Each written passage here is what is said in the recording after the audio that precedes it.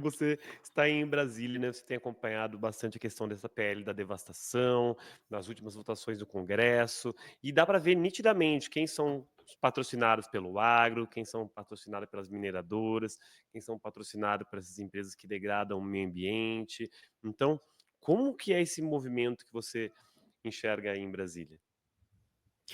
Nós temos um grande problema, né, institucional hoje, que eu dizia que é da própria democracia liberal, né? A democracia liberal, concordo ou discordo dela, é o que nós temos hoje, né? Mas ela pressupõe um equilíbrio de poderes, né, entre os três poderes, né? E hoje no Brasil, se teve um tempo que o poder executivo tinha um pouco mais peso, né, o judiciário passou a ter um peso, né, mais, mais contundente. E hoje, né, o legislativo eu chegaria a dizer que até é inconstitucional, né, o poder que o poder legislativo tem hoje, do ponto de vista de controle do executivo, né?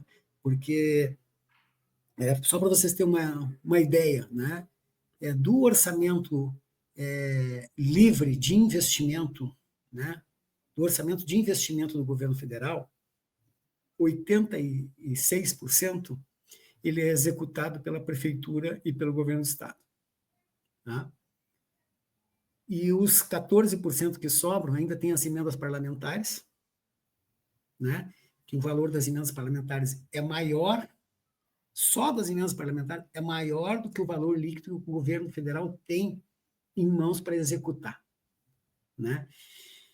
E isso se deve a esse processo de desarranjo institucional que nós tivemos no governo passado, né? Onde se liberou as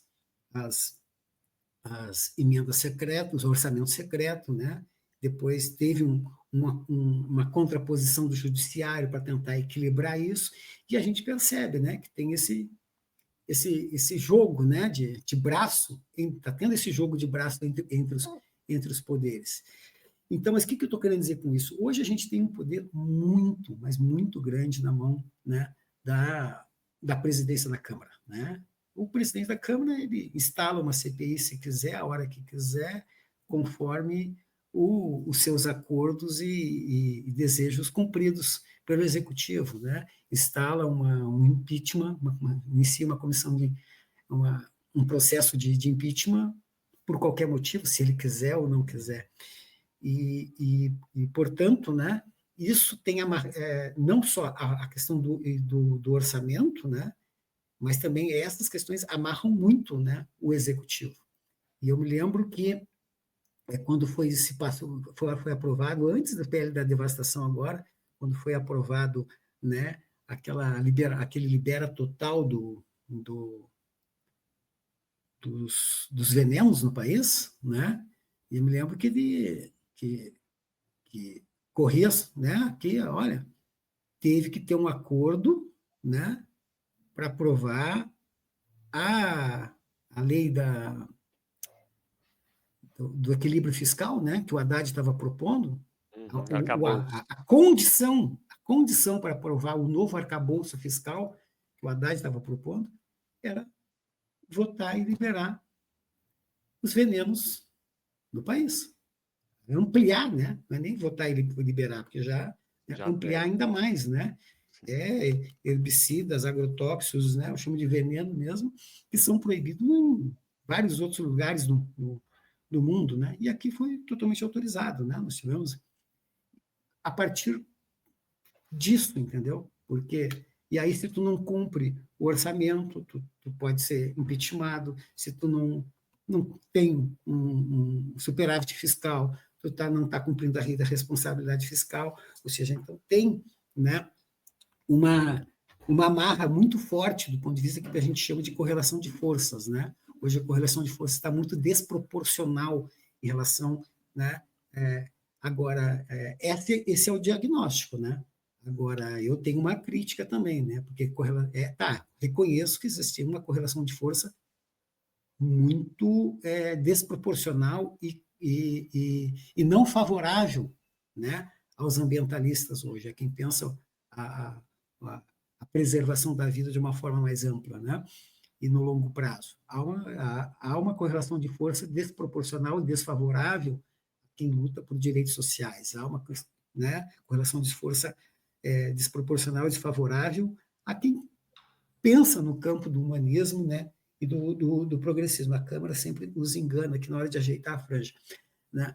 Mas, né, só esse diagnóstico não nos basta, né? O que a gente tem que fazer para mudar a correlação de forças? É simplesmente continuar aceitando ou fazer o embate político? Porque, inclusive, né, a gente aprende aí, né, na luta, né, na própria luta ambiental, que muitas vezes a gente perde no voto, mas ganha na política, né? Porque a gente faz o debate político, alcança o próprio processo eleitoral, a gente diz que o processo eleitoral ele tem que ser pedagógico, né? Para que a gente possa levar as pautas ambientais, as pautas dos movimentos sociais, para que a sociedade possa conhecer, e muitas vezes a gente diz, olha, nós não fomos vitoriosos eleitoralmente, mas fomos vitoriosos politicamente. Por quê? Porque nós afirmamos a nossa identidade, afirmamos as nossas propostas, fizemos a sociedade conhecer o que a gente pensa.